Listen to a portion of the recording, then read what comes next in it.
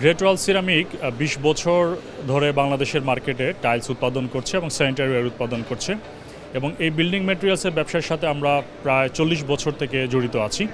এই last 40 years আমরা building ম্যাটেরিয়ালসের finishing product নিয়ে কাজ করছি। তারই ধারাবাহিকতায় আমরা একটা সাস্টেনেবল প্রোডাক্ট বাংলাদেশের বাজারে নিয়ে আসছি গ্রেট ওয়াল ফ্যামিলি থেকে। সেটা হচ্ছে এএসি ব্লক অ্যান্ড প্যানেল। তো এএসি মানে হচ্ছে অটোমেটেড এয়ারেটেড অটোক্লেভড এয়ারেটেড কংক্রিট ব্লক। তো আমরা এটার তিনটা কনটেক্সটে আমি বিষয়টা বলতে চাই। একটা হচ্ছে অর্থনৈতিক কনটেক্সটে, একটা হচ্ছে এগ্রিকালচারাল কনটেক্সটে, একটা হচ্ছে এনভায়রনমেন্টাল কনটেক্সটে। আমি এগ্রিকালচারাল কনটেক্সটে বলি, আমরা যখন রেড ব্রিক্সটা উৎপাদন করি, রেড ব্রিক্সটা আমরা টপ সয়েল থেকে উৎপাদন করি। আমাদের দেশে প্রতি বছর 23 বিলিয়ন পিস রেড ব্রিক্স উৎপাদন হয়। তো তাতে আমাদের 40 মিলিয়ন টন আমাদের মানে টপ সয়েল আমাদের ইরোশন হয়ে যায় এবং তাতে প্রতি বছর 1000 হেক্টর ল্যান্ড আমাদের হচ্ছে এই মানে ধ্বংস হয়ে যাচ্ছে শুধু টপ সয়েলটা কেটে ফেলার জন্য। তো আমরা এখন যে প্রোডাক্টটা নিয়ে আসছি সেটা হচ্ছে ইটের বিকল্প একটা প্রোডাক্ট। এটা হচ্ছে ব্লক, এএসি ব্লক। এইটার মেইন উপাদানটা হচ্ছে বালি, 80% বালি, 15% সিমেন্ট অ্যান্ড অন্যান্য লাইমস্টোন আছে এবং অন্যান্য ম্যাটেরিয়ালস।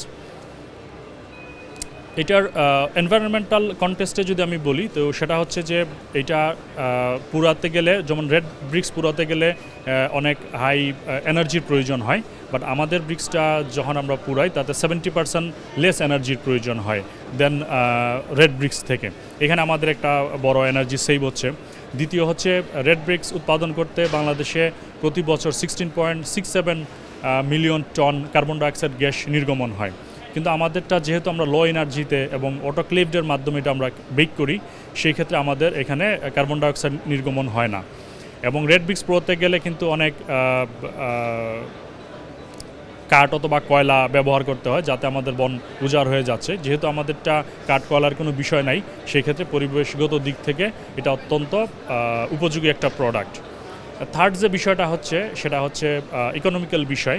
এটা একটা লাইট ওয়েট প্রোডাক্ট। লাইট ওয়েটের কারণে কনস্ট্রাকশনটা খুব দ্রুত করা যাচ্ছে তাতে, এবং বিল্ডিংয়ের ডেড লোড কমে যাচ্ছে। বিল্ডিংয়ের ডেড লোড যখন কমে যায় তখন স্ট্রাকচারাল কস্টও কমে যায়। স্ট্রাকচারাল কস্ট কমা মানে টোটাল বিল্ডিংয়ের কস্ট কমে যায়। এবং এটা আর্থকুইক কে প্রোটেক্ট করে তুলনামূলক, যেহেতু এটা লাইট ওয়েটের, সেক্ষেত্রে এটা আর্থকুইক প্রোটেক্টর হিসাবে কাজ করে। দ্বিতীয় হচ্ছে এটার থার্মাল ইনসুলেশন।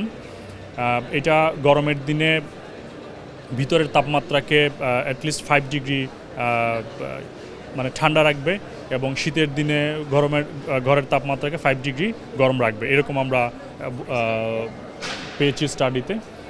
আর ফোর্থ যে বিষয়টা হচ্ছে সেটা লাইট ওয়েটের কারণে এটা মিস্ত্রি কস্ট অনেক কম হয়, যার কারণে টোটাল ওভারঅল বিল্ডিং কনস্ট্রাকশন কস্টে 20% কম কস্ট হয়।